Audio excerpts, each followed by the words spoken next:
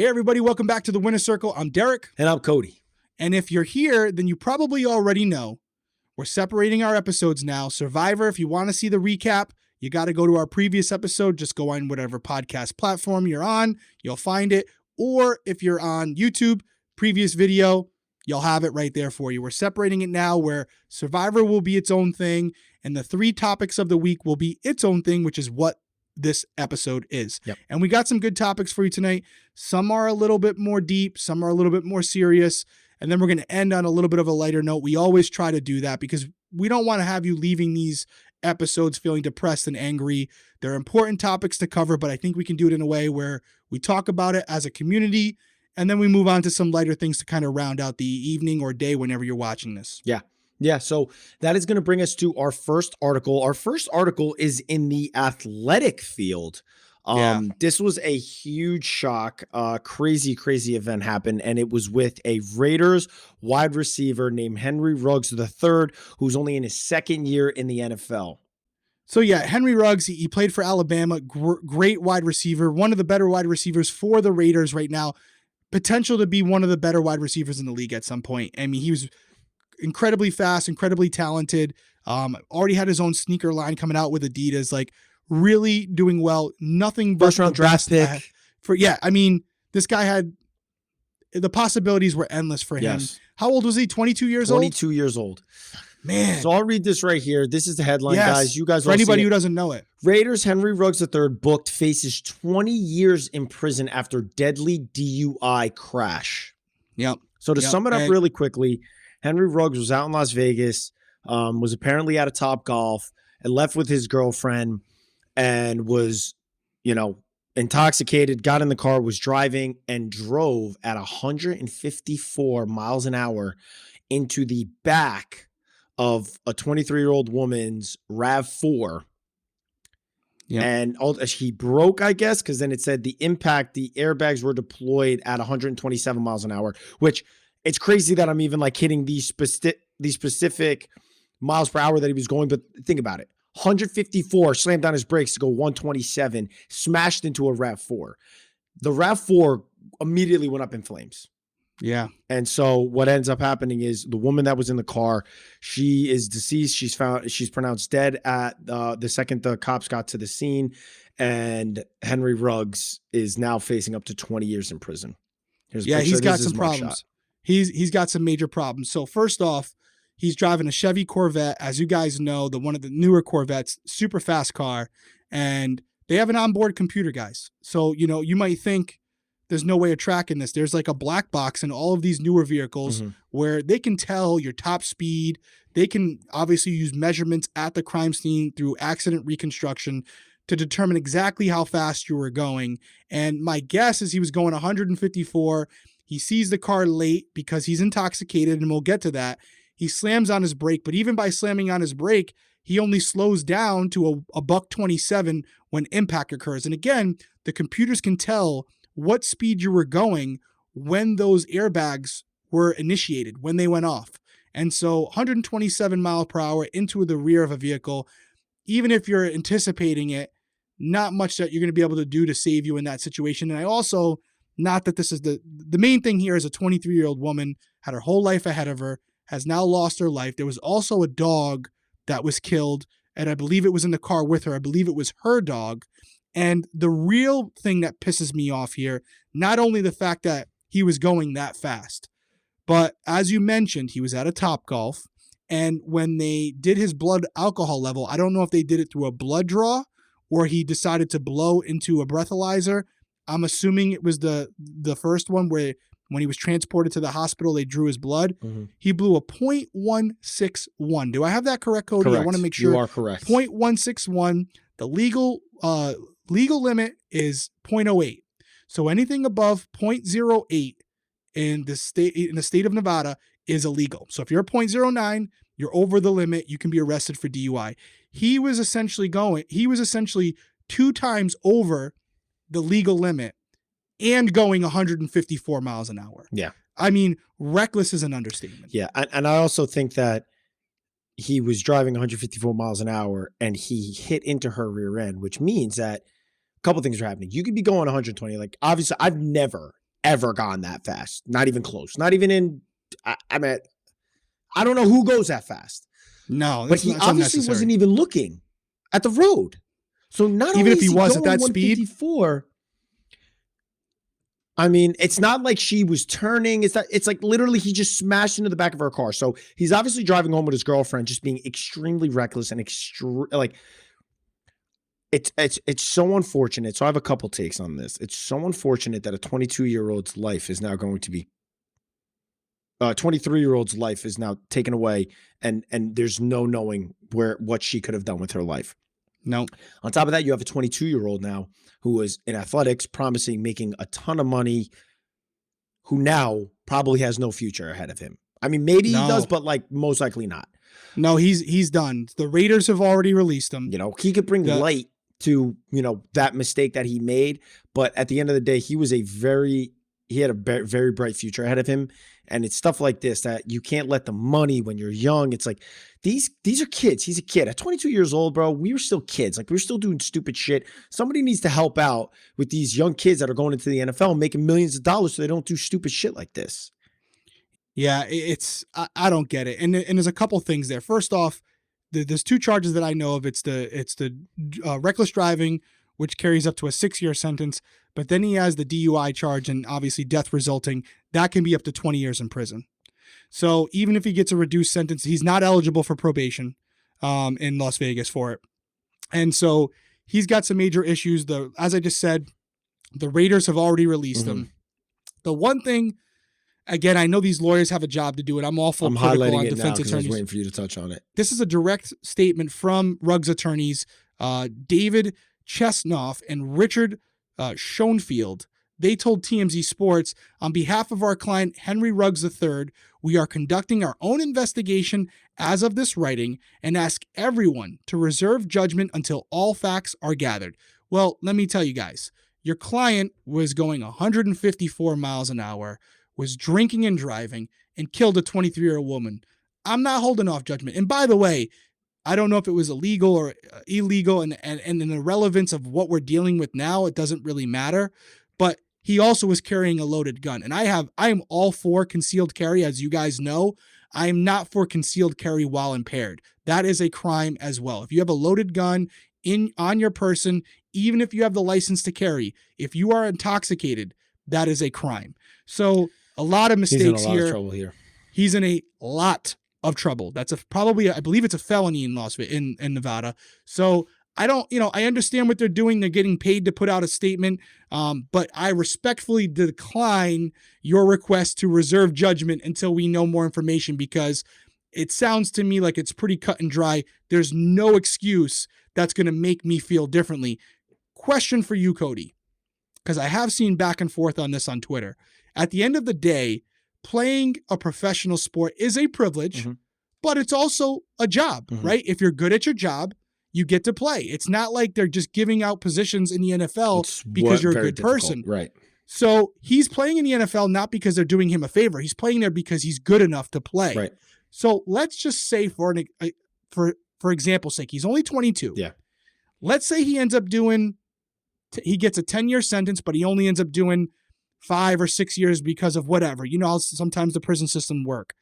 Do you think if he's still good enough and he gets out at maybe 28, 29, which is older, but still, he might still have it, do you think he should be allowed to play in the NFL? Because there are people who say, listen, the two are not together. If he made a mistake and does his time, he should still be afforded the opportunity to play in the NFL if he is good enough. I think that if they do that to him, then they're going to have to answer a ton of questions if they do not allow him back, because Michael Vick went to prison for I think 7 years. Yep. I mean, and that was for killing multiple dogs. Kareem Hunt killing multiple beat his significant other is on the Browns. Yep. The NFL doesn't do a great job of, how, you know what? You mess up, you're out. Guys mess up all the time in the NFL. I mean, it's true. The Washington football team is still being investigated for sexual harassment charges, and the owner still owns the Washington football team. But John Gruden's the one that got crucified in that situation and now doesn't have a job. But the owner of the Washington football team gets to still make his millions of dollars while he is being investigated for sexual harassment in his organization. Yeah, a very unsafe work environment. The NFL and Goodell, which is why Goodell gets booed the way that he does, is because it's just, I don't know. Well, he also suspended the greatest quarterback of all time. And by the way, it was a complete, I don't care, Giants fan, it was robbery. Deflategate my ass. Okay? I mean, I don't agree with the Deflategate. I said if Tom Brady whooped your ass that badly and a ball was slightly deflated, you were getting your ass whooped that badly no matter what. Okay, I'm an athlete, bro. I'm an athlete first. Like, you don't come in here and be like, oh, well, your soccer balls weren't pumped up. Oh, we beat you 9-0. You weren't doing anything. Like, yeah, just chill with that shit about Tom Brady. Tom Brady is the GOAT. I love Tom Brady. Bro, you ain't gonna come to me. I ain't a Tom Brady hater. I love Tom Brady. Hey, not only that, I mean, you got a couple Super Bowls because of Tom Brady. So yeah, I mean, Eli did his thing. Listen, serious note to end this one, because we're making a little light at the end here, but at the end of the day, a young woman lost her life because of the recklessness of Mr. Ruggs, and essentially, Ruggs is going to go to prison for a long time and probably ruined his own life. Mm-hmm. And it's just a tragedy all the way around, because you essentially have 2 lives lost. And not only are those 2 lives lost, but the families of both parties are also never going to be the same as well. The parents of the victim and also Ruggs' family. I'm sure he had many people that he was taking care of because he now had the ability to do that. And all that is gone. All that is gone. He's no longer an NFL player at this point. Yep. And again, we will qualify it by saying he's innocent until proven guilty in a court of law. But I think it's pretty indisputable as far as what we have right now. It was his car. He was found at the scene. He was in the vehicle. He blew a BAC above the legal limit. He's in trouble. He's in a lot of trouble. We're covering it because we want to tell you guys, again, whether you're a millionaire, a professional athlete, or just a normal person, if you're drinking, don't drive. Because it may not be your life that's taken from it, but it may be someone who's just driving home that night to go see their family. So do the right thing. Call an Uber. Call a Lyft. Nobody is above the law. Nobody is Superman or Superwoman and can beat the effects of being inebriated while driving. Right. I've seen it my whole career. So do the right thing. Don't drink and drive. And again, thoughts and prayers with everybody involved, because it's a horrific situation. And by the way, the NFL has a service for all NFL players where if you're drinking and you're out, they will send a car to pick your car up, no questions asked. That makes it even more unacceptable. It's a crazy thing. So yeah, we'll keep you guys up to date on it. If we get an update on it, we'll see what happens with Henry Ruggs. I don't believe they've released the name, at least publicly, about the victim. But we're thinking of her and her family, and it's very unfortunate. All right, our next article, this kind of goes in line with something that you and I have been talking about, right? We've been talking a lot about kind of like finances. We were talking about Elon Musk. We were talking about Jeff Bezos. Mm-hmm. And then it's like our phones are listening. So this article popped up, and I looked at the title, and I was like, are you serious right now? Because it made me feel like my phone is listening to me. But the article title reads, top 1% in the U.S. now have more wealth than the entire middle class combined. And this is an article that everybody can look up. I want you guys to look up this article. I want you to read the entire article. I'm not going to touch on the whole article, but there's something in here that I thought was crazy. What I wanted to show you guys here was the top 1% is made up of 1.3 million households making more than about $500,000 a year. The 77.5 million middle-class families make between $27,000 and $141,000. Okay, so that's where I guess they define the middle class. This is where it gets interesting to me. The middle 60% have seen declining shares in key financial areas like real estate and corporate equities. Corporate equities being, stock options in companies, stuff like that. So what that must be meaning is that people aren't investing their money in stocks, which the people that are doing it, they're doing well, which is obviously the top percent. In 1991, the middle class owned 44.3% of real estate. They now own 38%. That same year, the middle 60% owned 21% of corporate equities. That has almost declined in half to 12%. And this is what really bothers me right here. The pandemic has only exacerbated these gaps while middle and working class families have struggled over the past year and a half, over the past year and a half, kept afloat partially by Congress stimulus bills, billionaires continue to accumulate tremendous amounts of wealth. As of August, billionaires in the U.S. have gotten 62% richer during the pandemic. 62% richer during the pandemic, accumulating $1.8 trillion of wealth, while the middle class has been getting crucified. Businesses weren't allowed to be open during the pandemic, and you had billionaires becoming richer. My biggest problem with that is who was like, how and why were these billionaires able to thrive during this pandemic and double a $1.8 trillion increase in a month, in a year and a half. And the middle class, like in New Jersey, I don't know about you, like I see storefronts shut down all over the place. And these are like the working class, the middle class. This drives me insane. This article was like infuriating as I was reading it. Yeah.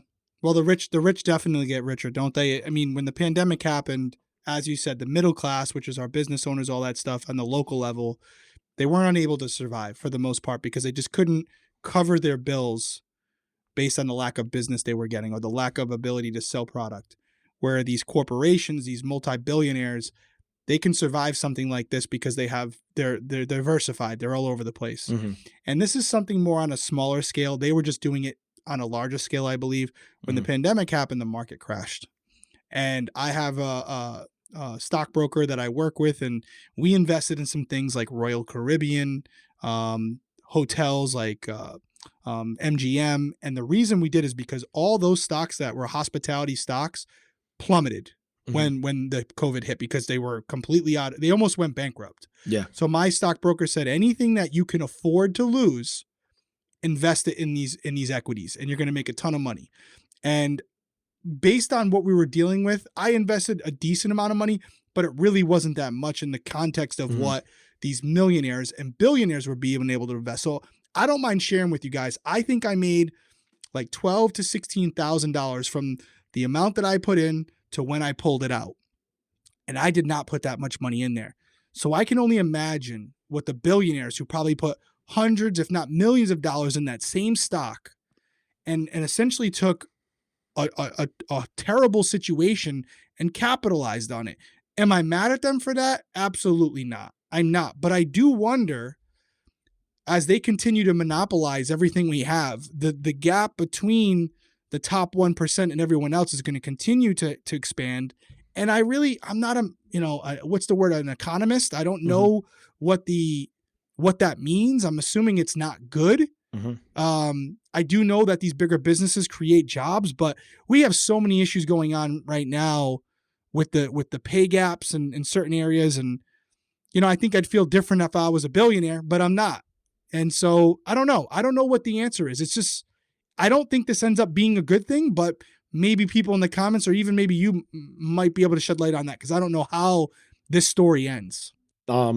I'll tell you why it like kind of bothers me to a certain extent. Seeing the numbers is what really bothered me because during the pandemic, honestly, like most people, I was very blessed to have gotten the opportunity to go on Big Brother, come off with some money. But before that, I was extremely stressed out financially because I was working in multiple fields and every field I was in was shut down. And I'm an independent contractor. So I'm not salaried. I can't file for unemployment. I can't do any of that. And so when it hit, I was like, dude, I'm in serious, like, how long is this going to go on? Like at first it was like, we got to shut down for, 2 weeks. Then it was a month and it was 2 months. And I was like, what is going on here? Like, when am I going to be able to start financially pulling money back in? And I'm not talking about like a stimulus check. That doesn't help. That doesn't pay my bills. The thing that bothers me is how a lot of these billionaires, when you see that they become 62% wealthier through the pandemic and earned 1.8 trillion. The only thing that I could think of is how like small business owners were shut down, but the big stores like the Walmarts, the Targets, the ShopRites, all these big stores were allowed to have people inside of them. And so there's a little convenience store who could still do it because they probably, in the grand scheme of things, pull in less people to their storefronts on a daily basis than these large buildings. But these large buildings, lights were staying on and were staying open. Oh yeah, Walmart had lines out the door. They had lines out the door. You're putting more people into a location. That's where now, as this information comes to light, it starts to bother me even more, because like Jeff Bezos became exponentially wealthier through it because everybody was ordering online with Amazon. You know, the Walmart CEOs, the Target CEOs, the Shopper, all these grocery stores, like the Costco's, they were becoming extremely wealthier during this time. And they almost seem to, I don't know, like be thriving through it. And that's what bothers me. And the reason why it bothers me is because you have these politicians talking about, we need to tax the wealthier, we need to tax the rich.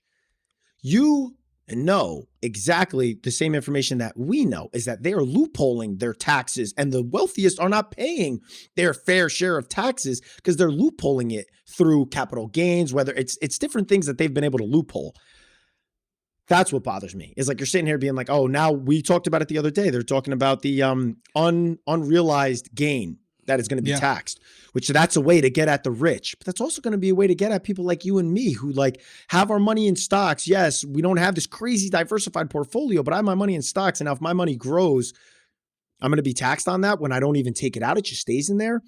I'm very eager to see kind of what comes of this, because I think maybe a hot take. I think the politicians are in bed with every single one of these companies. I mean, dude, there's no brainer. But like, and again, I'm not expecting you to solve world hunger here, but like, what is the solution, right? Like, in one sense, we're both in agreement that like it sucks that they're going to try to do this, you know, unrealized capital gains for the millionaires and trillionaires of the world.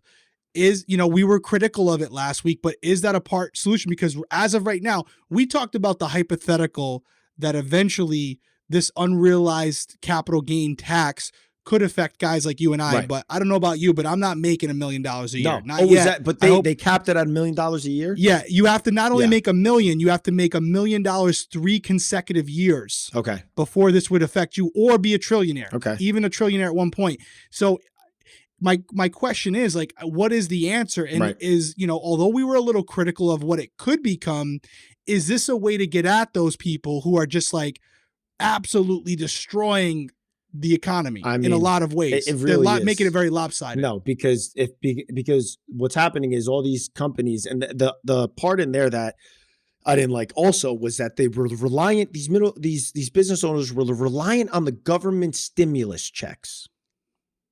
Those are coming from the taxpayers.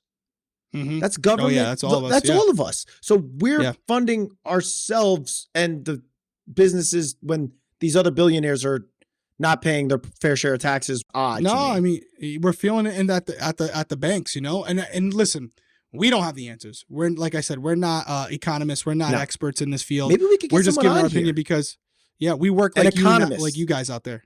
Yeah. Yeah. An economist.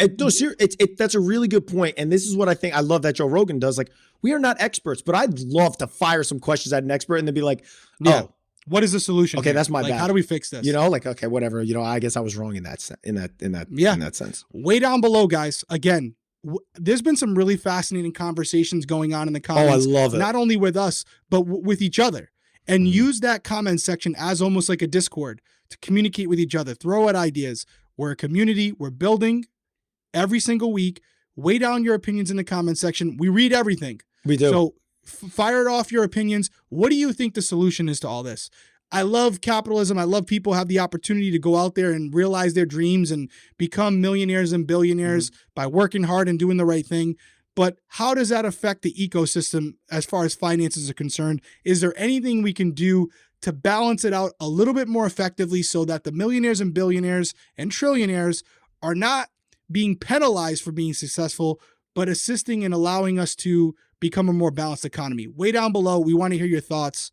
This is a topic that I think is never going to be ending, and it's only been exacerbated by COVID. So we'll see what happens. I want to give a big shout out to the Prez, Dave Portnoy, because during this time when I guess a lot of these millionaires, because he's in that top percentage, when he was making money, he created the Barstool Fund and started keeping the lights on and the doors open and paying employees for a lot of these middle class business owners that were getting crucified by the pandemic. So yeah, he's done like what, like 50 million or something like that. It was a ton of money, or maybe it might even be 500 million. I don't know. It was a lot of money. You know, and I'm sure there were other people doing it, but he made sure it was known. And during that time, and obviously there was, you know, maybe there were companies that were really gaining a lot of money from the pandemic and putting it into good things, but I wasn't hearing of it. And so these are the articles that I see. So, okay. I don't know how he does it, but here we are talking about Pete Davidson. For anyone who doesn't know Pete Davidson, he's a comedian. He's currently on SNL. He was famously known for dating, and I believe he was engaged to Ariana Grande, but he's been connected to so many successful, beautiful women throughout the years. And frankly, and I'm not hating because I'm no supermodel, but he's not no Leo DiCaprio or Chris Evans, or take your pick. He's none of those people. And he is just slaying the game. And now from the rafters, Kim Kardashian was confirmed. Nothing was confirmed, but all we know is this. You put the pattern together. Kim Kardashian goes on SNL. And SNL, you got to go there, you got to rehearse. So she's out in New York for about a week. Pete Davidson lives in Staten Island. So he's obviously out there as well. He's on the show. They're together about a week. Kim Kardashian goes on SNL, does her thing, and then about a week ago, they're at an amusement park in California. SNL, by the way. She did very well. I was surprised. I don't think she wrote her own jokes, but still, she killed Delivery it. Was good. Delivery was there. Nice pauses, all that good stuff. So, you know, as you know, when you go on a roller coaster, there's sometimes those still shots that are taken as you're like screaming or whatever. And in this particular shot, I don't know if it was a lapse in judgment, if it was a publicity stunt, but they're holding hands as they're going down the roller coaster. Could that be just a friendly thing? Of course it could be. But I don't know. I looked like it was more than that to me. And I feel like maybe there was like a moment where they were holding hands below, you know, the roller coaster where people couldn't see it. And then they raised their hands up as they were going down, and that's how they caught it. But people are not slipping. However, they both basically come out, their teams came out and said they're just friends. Mm-hmm. Now, to add fuel to the fire, which is where we are now, Kim Kardashian went out to dinner with Pete Davidson like 2 nights ago. It was like a secret dinner or whatever. Staten Island. And so, I mean, I got to ask you, is it a publicity stunt? Are they just friends? Or is this a new relationship blooming right before our eyes? I'll tell you what, and I think the reason why Pete Davidson is able to talk to all these girls is... Oh, I know why. I can't say it on the show. Say it on the show. Because here's the thing. The man's doing well for himself. We'll just put it that way. Financially, Pete Davidson isn't doing that great. I don't know if you know this. I'm talking about physically. Oh, you're talking about... Yeah, for anyone who can't see it, I'm talking. The man must have been blessed. He must have been blessed, and props to you, Pete Davidson. I'll tell you what. I mean, I don't know if you know this, but I hung out with Pete Davidson for like a while. What? Wait, what? So the movie that I was in, Set It Up. Okay. You know the movie on Netflix, the big Netflix movie, Set It Up. If you guys haven't seen it, go try to find me. If you blink, hit that up. Set It Up, Netflix. If you blink, you will miss me. So keep the eyes peeled. Anyways. My scene was with Pete Davidson. I was I was Duncan's hookup. His character's name in the movie was Duncan. So I had a scene with him and Glenn Powell. I come out of the room, I kiss him on the cheek, and I leave, and he slaps my butt. I was like, ooh, Pete. Anyways, he had the most gentle hands. But we hung out because we're shooting a scene together. So when the scenes break, we hang out together in the one room. When we had a longer break, we had to get set up for lighting. I went and hung out in Glenn Powell's trailer, which Pete hung out in as well. He is so chill, so down to earth, so funny, and just like he's just very authentic. And I will tell you what, being in and hanging out with him and Glenn Powell, they're superstars. And yeah, they're big names. They're big names. Little old me. Pete was just like kind of asking me, like talking, you know, like Pete would talk to me almost like, what's up, dude? Like, not like, not like I was any lesser than him.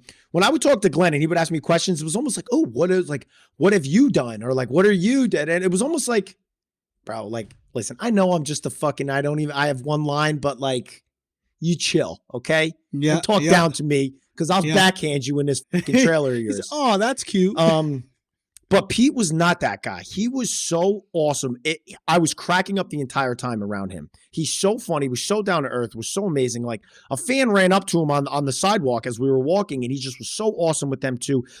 It was, and the thing is, you could tell like Glenn in that situation was like, oh man, I can't believe I didn't get recognized. And I was just like, holy shit, Pete Davidson is like big. He's also huge.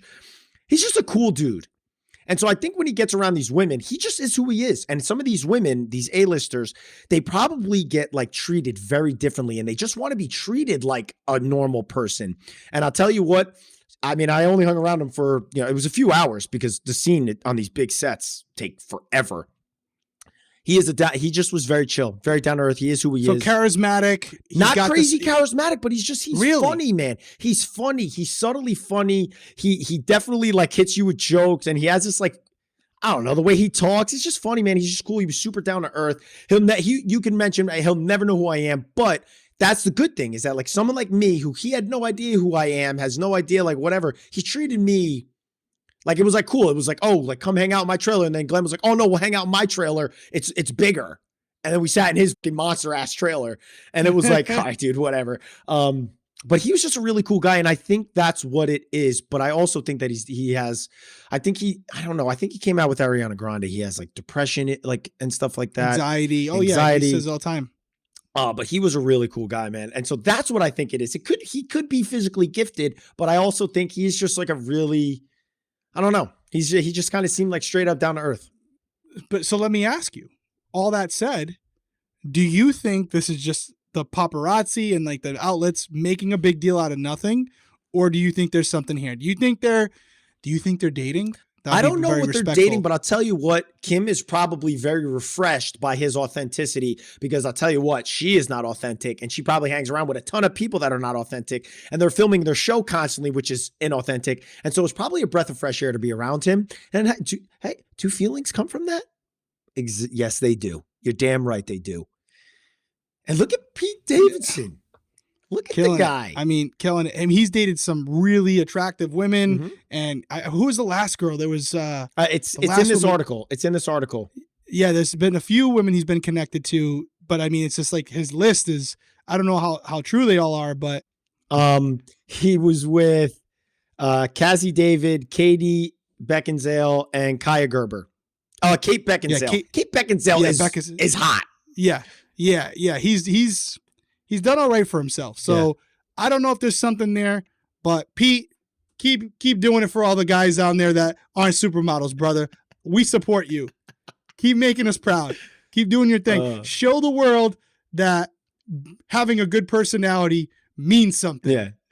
And he does, man. He was really cool. I really liked him. We salute you. Yeah, that's an interesting article. A little lighter note. Hey, listen, Kim, do your thing, girl. Listen, I love the fact that Kim's not out there. She's a very successful woman. She don't need the money, right? She's beautiful. She's a great businesswoman. She's made a ton of money. Say what you want about the Kardashians. They know how to brand. They know how to market. They're geniuses in that sense. Mm-hmm. And you know what? I'm glad to see her, going for a guy because she don't need the money. So she doesn't care about fame. She doesn't care about money. She's basing it on, and she might think he's very attractive. I don't know. She might be all about it. But, hey, listen. He's doing his thing. I'm just happy for both of them. If they are in a relationship, I do think there's something going on there. To answer the question, I definitely think they're more than just friends. It might not be something super serious. It may just be a fling, but I definitely think there's something there. I agree with you, bro. I think there is something there.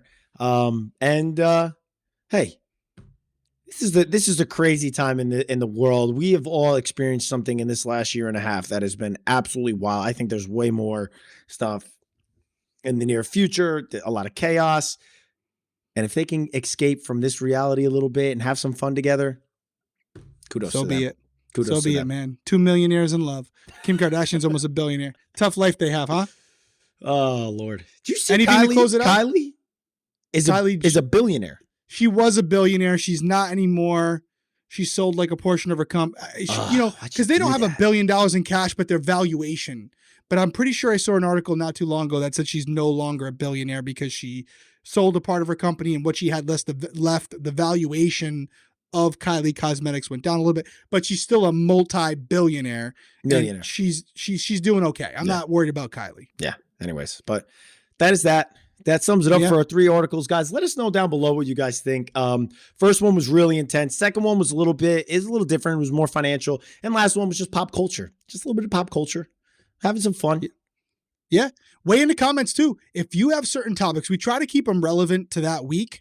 But if you have something that you want to hear us talk about, sound off in the comments. Tag us on, comment in one of our posts on the Winner Circle handle. It's at Winner Circle Cast, right? It's Correct. not the Winner Circle Cast, right? It's at Winner Circle Cast, or you can message one of us as well.